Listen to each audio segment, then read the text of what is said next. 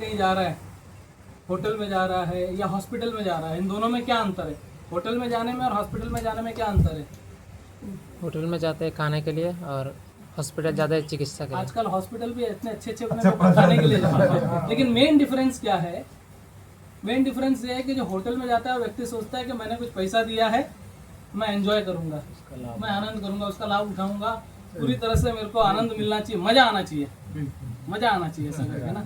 लेकिन कोई हॉस्पिटल मजे के लिए जाता है? नहीं। ऐसा एक क्या रोगी है, वो बीमार है, उसको पता है कि मुझे बीमारी है, मुझे ठीक होना है, और इसलिए वो हॉस्पिटल में जाता है। तो यहाँ पर व्यक्ति पैसा दे के जाता है एंटरटेनमेंट करने के लिए, वहाँ भी पैसा देता है लेकिन शुद्ध होने के लिए, है कि नहीं?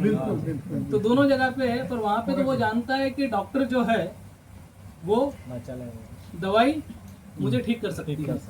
तो हम लोग जब सत्संग में आते हैं तो हमारा भी यही मूड होना चाहिए कि हम लोग होटल में नहीं जा रहे, हम लोग हॉस्पिटल में जा रहे हैं, है कि नहीं? तो कई बार एक बार मेरा दोस्त था, वो बोलता है यार हम तो भंडारे के लिए जाते हैं। हम भी उसके लिए जाते थे। भंडारे स्टार्ट वहां से होता है, लेकिन जैसे जैसे हम आगे बढ़ते हैं तो हमको पता चलता है तो भगवान जो है वो सुप्रीम डॉक्टर है। भगवान कौन है? सुप्रीम डॉक्टर है जो हमको ट्रीट कर सकते हैं, ठीक है? और भगवान जो है वो हमको दवाई देते हैं। वो दवाई क्या है?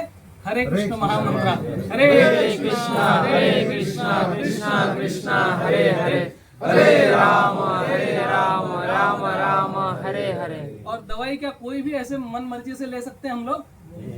दवाई के लिए क्या होना चाहिए? क्या होना चाहिए? प्रिस्क्रिप्शन। प्रिस्क्रिप्शन होता है ना, तो ही दवा लेते हैं। तो हमारा प्रिस्क्रिप्शन क्या है? भगवत गीता, भागवतम, चैतन्य चरितामृत, हाँ, BBC। तो हमारा ये जो है ये हमारा प्रिस्क्रिप्शन है। तो दवाई लेने का प्रिस्क्रिप्शन को देख के और डॉक्टर के उसमें, तो जैसे मैं आपको एक और एग्जांपल देता हूँ, मेरे दिमाग में अभी आ गया। जब अगर हम लोग थोड़ा बीमार पड़ते हैं तो हम डॉक्टर के पास जाते हैं, तो इंग्लिश में कहते हैं कि when we are sick we go to doctor.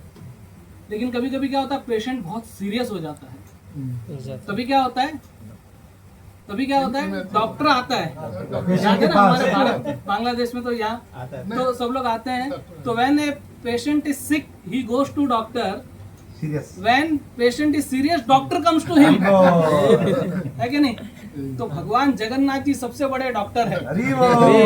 वो अपने घर से बाहर निकलते हैं, अपने क्लिनिक से बाहर निकलते हैं, अपने महल से बाहर निकलते हैं। उनका महल जो है वो है नीलाचल धाम। अपना जगन्नाथपुरी का जो मंदिर है वो द्वारिका का रिप्रेजेंटेशन करता है। अपने द्वारका से बाहर निकलते हैं वो, और पूरी दुनिया को अपना दर्शन देके ठीक करते हैं, क्योंकि जानते हैं पूरी दुनिया कैसी है? भव रोग से पीड़ित है, कैसी है? बीमार है। प्रायण अल्पायुष्य कलवस्मिन युगे जना मंदा सुमंद मतियो मंद भाग्या ही उपद्रता। हम लोग इतना एकदम डिस्टर्ब्ड है लाइफ में, इतना स्ट्रेस है हमारे को, पूछो मत। बात बात के अंदर गुस्सा आ जाता है, बात बात में दिमाग खराब हो जाता है, कुछ याद नहीं रहता, आयु छोटी हो गई है, दृष्टि छोटी हो गई है, हमारा जो सहनशीलता है वो छोटा हो गया है। पहले लोग कितना सहन करते थे, अभी तो थोड़ा सा ऐसे बोलते हैं on drop of a hat there is a fight. मतलब जितना टोपी गिरने में टाइम लगता है उतने में तो झगड़ा करने लग जाता है आदमी, बिंदास दे धनाधन। तो कई बार बोलते हैं कि love at first sight and divorce at first fight, है क्या नहीं? ऐसा हो गया है, सहनशीलता ही नहीं है लोगों के अंदर। तो भगवान जानते हैं कि हम सब लोग बीमार है, तो भगवान अपने महल से बाहर निकलते हैं और ऐसा ऐसा एकदम झूमते हुए, और भगवान ऐसा ऐसा आते हैं, उसके पीछे भी एक कारण है। क्या है मालूम है कि कभी कभी क्या होता है कि तुम अगर कोई अच्छा आदमी है, सेन आदमी है, तो उसको जाके ऐसा कुछ मांगेगा। जैसे कभी कभी क्या है कि कोई मांगने आ जाता है, भिखारी विखारी ऐसा ऐसा, तो आदमी क्या करता है, ठीक है निकालेगा 5, 10, 15, 20, 100, 200, 500 ज़्यादा से ज़्यादा दे देगा, ऐसा करके, है कि नहीं? वो जानता है कितना देना है कितना नहीं देना है करके। लेकिन एक वो व्यक्ति जो पिया हुआ है, एकदम टुन है पी के एकदम, उसको कोई ध्यान में नहीं रहता है। वो बोलता है जा दिया तेरा भाई तेरे को, ये लेके जा, ऐसा। तो एक बार क्या हुआ, एक ऐसे ही पियक्कड़ आदमी जो था दारूड़ा, वो मंदिर के बाजू में से जा रहा था। तो वो तो सीधा तो चलता नहीं है, कैसा चलता है? ऐसा जैसा भी जगन्नाथ जी चलता है, जगन्नाथ जी भी पिया हुआ है, आपको मालूम है। ऐसा ऐसा ऐसा ऐसा चलता है और टकरा जाता है पुजारी से। तो पुजारी से टकराता है तो पुजारी के ऊपर भड़क जाता है, बोलता है ए बता इस दुनिया में कौन बड़ा। तो पुजारी मंदिर के बाजू में जा रहा होता है, मंदिर में से बाहर आता है तो बोलता है मंदिर बड़ा। तो बोलता मंदिर बड़ा तो धरती पे क्यों खड़ा। तो बोला फिर धरती बड़ी। तो बोला धरती बड़ी तो शेषनाग के सिर पे क्यों पड़ी। तो बोलता मेरे भाई शेषनाग बड़ा। तो बोला शेषनाग बड़ा तो शिव जी के गले में कैसे पड़ा। तो उसको यार बोलता है क्या आदमी है। बोलता ठीक है मेरे भाई शेषनाग बड़ा तो नहीं, बोला शिव जी बड़े। तो बोलता शिव जी बड़े तो कैलाश पे क्यों खड़े। तो बोलता कैलाश बड़ा। तो बोला अगर कैलाश बड़ा हाँ तो फिर बोला कि इस पानी के अंदर क्यों गया। तो बोला फिर पानी समुंदर जो है वो सबसे बड़ा। तो फिर बाद में वो एकदम फ्रस्ट्रेट हो जाता, बोलता मेरे भाई तू बता कौन बड़ा। तो बोला इस दुनिया में तो वो बड़ा जो पूरा का पूरा बॉटल पी के भी 2 टांगों पे नहीं तो चाहे वो आदमी हिलते रहता है। एक और चीज है ना, हमने कॉलेज के अंदर एक ड्रामा किया था, उसमें वो बोलता है कि गर बाजुओं में दम है अगर तो जा हिमालय को हिलाकर देख। हाँ क्या बोलता है कि बाजुओं में दम है अगर तो जा हिमालय को हिलाकर देख, वरना थोड़ी पी ले और हिमालय को हिलता हुआ देख। तो जगन्नाथ जी अपने पिए हुए हैं क्या, अपना एकदम पूरा भक्तों का जो रस है भक्ति का उसको पी के एकदम इंटॉक्सिकेट होके बाहर निकले।